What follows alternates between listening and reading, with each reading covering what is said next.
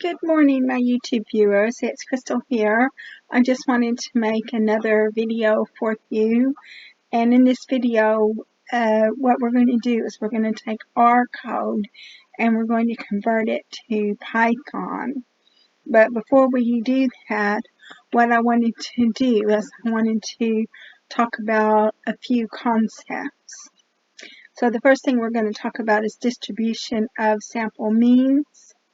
So the distribution of sample means is defined as the set of means from all the possible random samples of a specific size n selected from a specific population. So that's a definition of your distribution of sample means.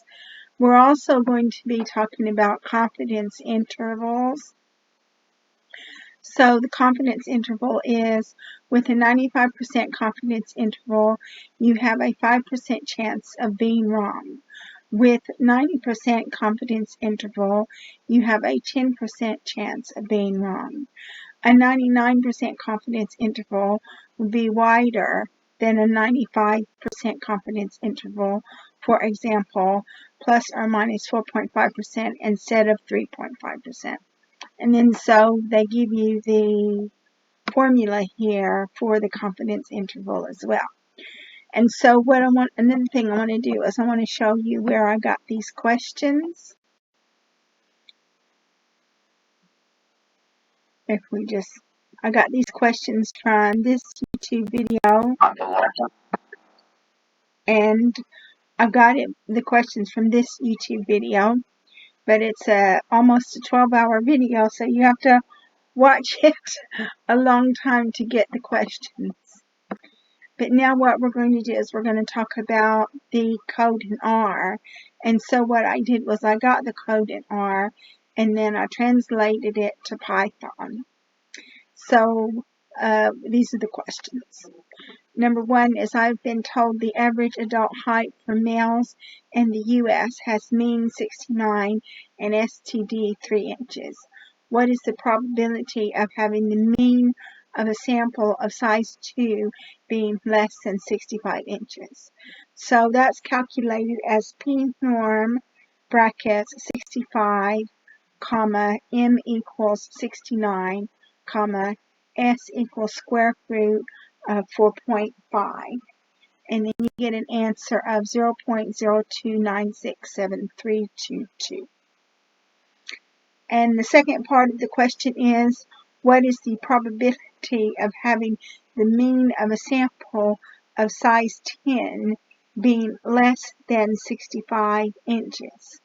And so the answer to that is P norm brackets 65, comma, M equals 69, comma, S equals square root of 0.9.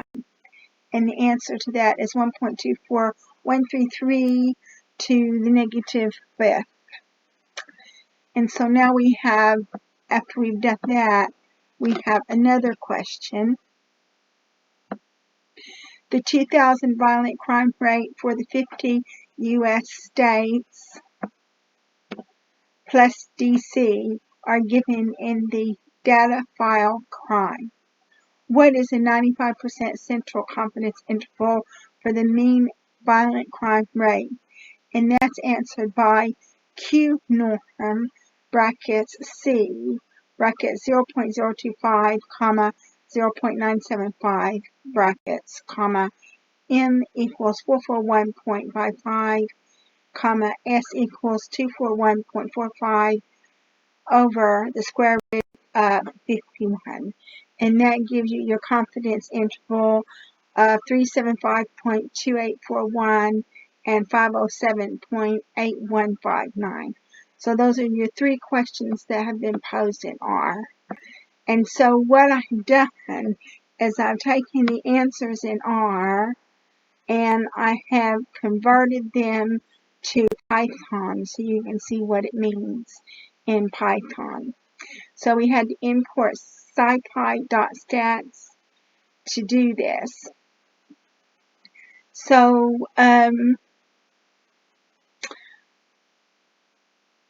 So the answer to the first question is norm.cdf brackets 65, 69, 4.5 to the power of 0.5, and that's actually square root.